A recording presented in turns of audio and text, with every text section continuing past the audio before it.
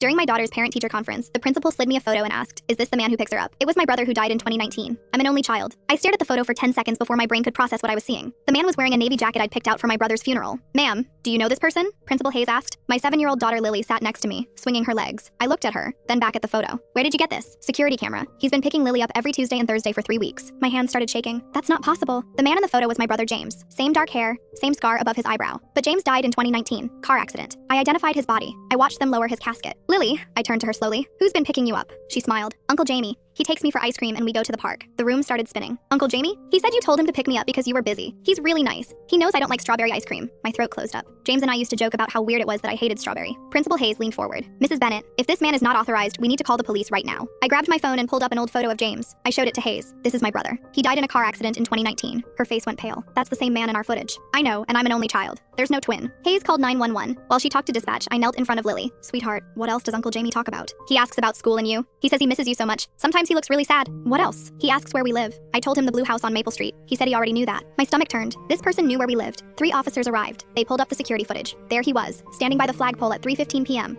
hands in his pockets like James always stood. When Lily ran to him, he picked her up and spun her around, ruffling her hair exactly like James used to ruffle mine. One officer zoomed in. "Look at his movements, the way he walks, even the way he tilts his head. That's exactly how my brother moved," I whispered. They ran the license plate. "Vehicle registered to James Bennett at his old address." My stomach dropped. "I sold that house 2 years ago. Current owner says it's been vacant. Squatter problems. We need to check that house. Now." I followed them in my car. When we pulled up, the house looked like James had left it. Just more rundown. Overgrown grass, peeling paint, broken shutters. But when they opened the front door, my legs nearly gave out. Everything inside was exactly how James had left it. His leather couch, his photos on the walls, his coffee mug still on the kitchen counter, like he'd just stepped out. "Mrs. Bennett, you need to see this," an officer called from upstairs. In James's bedroom, surveillance photos covered the desk. All of Lily, getting on the school bus, playing in our backyard, eating dinner through our window, sleeping in her bed. My hands flew to my mouth. An officer opened the closet. Inside hung dozens of navy jackets, identical to the one James was buried in. 7 pairs of the same shoes. On the wall, written over and over in black marker, "She deserves to know her uncle." The handwriting was James's distinctive scrawl. "Whoever this is has been watching your daughter for months," the officer said. "They've recreated your brother's life perfectly." "But the scar above his eyebrow," I whispered. "That was from a childhood accident. Makeup, cosmetic surgery. When someone's obsessed enough, they'll go to extreme lengths." They found more in the basement. Video editing equipment, green screens, files going back 2 years. Someone had been studying James's voice, his mannerisms, his gestures. It took them a week to track him down.